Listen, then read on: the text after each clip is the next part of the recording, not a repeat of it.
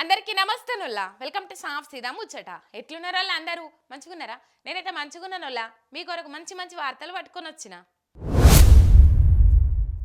తాను తిన పునుగులు లేవు కానీ బెగ్గర్కు బర్గర్ తినిపించినా అని చెప్పిండట వెనకట్టుకో పెద్ద మనిషి. ఇప్పుడు మన గౌరవ ముఖ్యమంత్రి రేవంత్ సార్ చెప్పే ముచ్చట కూడా గట్లనే ఉన్నదని అంటున్నారు. సార్ మాటలు వింటున్న చాలా మంది. మాటలు అమెరికా దాకా పోతాయి కానీ కాళ్ళు గాంధీ భవన్ దాటాయి అన్నట్టు ఇచ్చిన 6 గ్యారెంటీలకు దిక్కు లేదు. కానీ మూసీ సుందరీకరణ ముంగటేసుకుండని మునుము పెట్టి పొగుడుతున్నారు మూసీ బాధితులు. ఇక దాని మీదనే కేటీఆర్ సార్ ట్విట్టర్లో గట్టిగానే ఖర్చులకు ఇచ్చిండు కదా కాంగ్రెస్ సర్కారుకు. తెల్లారులే చాలు మా పేరు బికారి, మా ఊరు ఎడారి అన్నట్టు మా తాన పైసలే లేవు, అప్పు పుట్టించేందుకు ఆపసోపాలు పడుతున్నాం, పైస పుట్టువల్ లేక పుట్టడు కష్టాలు ఎల్లదీస్తున్నాం, అయినా సర్కారును నడిపిస్తున్నామని సీఎం సార్ ఎట్లా చెప్తాడు? ఏం కథ? రాష్ట్రం అప్పుల పాలైంది, పైసలే లేవని పదే పదే వల్లిస్తుంటాడు. మరి 1,50,000 కోట్లతోటి మూసీకి సోకులద్దుడు అవసరమా? ఎవల ఆరాటం కోసం ఎవల ఆర్భాటం కోసం ఇదంతా అని ప్రశ్నిస్తుండు మాజీ మంత్రి కేటీఆర్ సారు. రైతు రుణమాఫీకి పైసలు లేవు, రైతు బంధుకు పైసలు లేవు, రైతు కూలీలకు పైసలు లేవు, కౌలు రైతులకు పైసలు లేవు, నిరుద్యోగ భృతికి పైసలు లేవు, పేదోళ్లకు పెన్షన్లకు పైసలు లేవు, మహిళలకు మహాలక్ష్మి పథకం అమలుకు పైసలు లేవు, ఆడపిల్లలకు స్కూటీలకు పైసలు లేవు, ఉద్యోగస్తులకు డిఏలకు పైసలు లేవు, మున్సిపాలిటీల పారిశుద్ధ కార్మికులకు జీతాలకు పైసలు లేవు, గ్రామాలలో పిచుకారీ మందులకు పైసలు లేవు, బడి పిల్లలకు చాక్ పీసులకు పైసలు లేవు, దవాఖాన్ల మందులకు పైసలు లేవు, దళిత బంధుకు పైసలు లేవు, విద్యార్థుల స్కాలర్షిప్లకు పైసలు లేవు, విద్యార్థుల ఫీజు రియంబర్మెంట్స్కు పైసలు లేవు, తులం బంగారం ఇచ్చేందుకు పైసలు లేవు, చెరువులలో చేప పిల్లలు పెంచేందుకు పైసలు లేవు, 2వ విడత గొర్రెల పంపిణీకి పైసలు లేవు. ఇట్లా అన్నిటికీ పైసలు లేవంటారు. మరి 1,50,000 కోట్లు ఏడికెంచి తెస్తుండ్రు సీఎం గారని నిలదీసిండు రామన్న. మరి అధికార పార్టీలు ఏమంటారో చూడాలే. మల్లారెడ్డి సారు పక్క సూపులు చూస్తుండా ఎట్లా? బీఆర్ఎస్ పార్టీలు ఉంటే కాంగ్రెస్ వాళ్ళు నెగలనిత్తలేరని పాతబాసు బాబు సార్ పార్టీ మీద మనసు వారేసుకుండా ఏంది అని పియవట్టిందట మల్లన్న తీరు చూస్తున్నోళ్లకు. తీగల కృష్ణారెడ్డితోని కలిసిపోయి బాబు సార్ని కలిసి ఏందో గూడు పుటానో చేసిండ్రని వార్తలు గుప్పమంటున్నాయి. మరి అందులో వాస్తవం ఏందో చూద్దాం పాండ్రి. అయ్యో మల్లన్న పెళ్లి పత్రిక ఇవ్వబోయి బదనామైతుండు కదా. ఇయ్యల్లా అల్లుడు మరి రాజశేఖర్ రెడ్డి సార్ని ఎంట పెట్టుకొని చంద్రాల సార్ను కలిసి వచ్చిండు.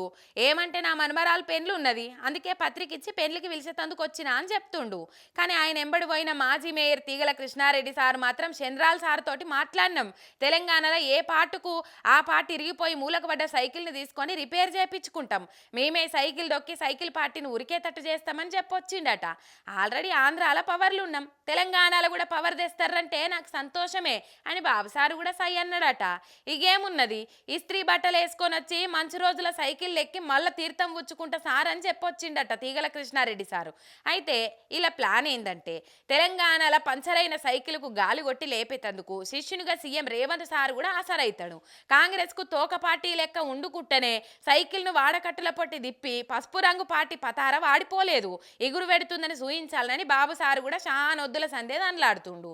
ఇక తీగల కృష్ణారెడ్డి మల్లారెడ్డి అసొంటోళ్లను గుంజుకొని సైకిల్ని గట్టిగా చేయాలన్న ఇకమత్ చేస్తుండని అంటుండ్రు.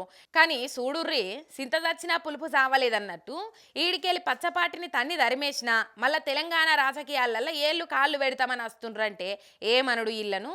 సిగ్గులేని తనం అలవాటు అయిపోయి వాళ్ళకేం అనిపించకపోవచ్చు కానీ తెలంగాణ జనాలకైతే సిగ్గే అనిపిస్తుందట. ఒక కేసీఆర్ సార్ దిగిపోగానే ఎన్ని కుట్రలు చేస్తుండ్రో చూడుండ్రి. తెలంగాణ పబ్లిక్ మళ్ళా జాగ్రత్త లేకుంటే ఎవరు పీడబోవాలనుకున్నామో మళ్ళీ వాళ్ళు వచ్చి మన నెత్తి మీద కూసునే కుట్రలను తిప్పుకొట్టకుంటే గోసపడతామని అంటున్నారు తెలంగాణ సోయిన్నోళ్ళు. మైసూరు పాకల మైసూరు ఉంటుందా?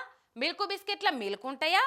కాంగ్రెస్ వాళ్ళ మాటల్లో నిజం ఉంటుందా అని జనం అనుకునేంత భరోసా సంపాదించిండ్రు అధికార పార్టీలు. ఇప్పటికే ఇచ్చిన హామీలను దిగ్విజయంగా అటకెక్కించి జనాలతోటి సప్పట్లు కొట్టించుకుంటున్నారు. ఇప్పుడు ఇక రైతులు దిల్కుష్ అయ్యే బాంబు కూడా వేల్చిండు వ్యవసాయ మంత్రి తుమ్మల సారు. అయిపోయి ఇగేమున్నది, రైతు బంధును మేము రైతు భరోసా చేసి రైతులకు భరోసా ఇస్తాం, కేసీఆర్ ఇచ్చే 10,000 ఏం చాలుతాయి, మేము 15,000 ఇస్తామని ప్రగల్భాలు వలికిండ్రు కదా. అది ఒట్ల మందమే అయిపోయింది.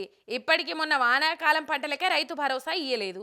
ఇక అన్ని సగబెట్టుకుంటుర్రు, సరేలే ఆలస్యంగా అయినా వేస్తుండొచ్చు అని రైతులకు దింపుడు గల్లం ఆశలన్న ఉండేది. కానీ ఇప్పుడు ఆ దింపుడు గల్లం ఆశల మీద కూడా ఆలుకు నీళ్లు చల్లిండు వ్యవసాయ మంత్రి తుమ్మల సారు. ఈ యాసంగి పంటలకు కూడా రైతు భరోసా అచ్చుడు కష్టమే అని తేల్చి చెప్పిండు మంత్రి తుమ్మల సారు. రుణమాఫీ పురాగా చేసే వరకు రైతు భరోసా ఊసేలేదని గాంధీ భవన్లో కూర్చొని బాంబు వేల్చిండు. రుణమాఫీ చేసేందుకే అపసోపాలు పడుతుండ్రు, ఇంకా సగం మందికి ఎగబెట్టిండ్రు.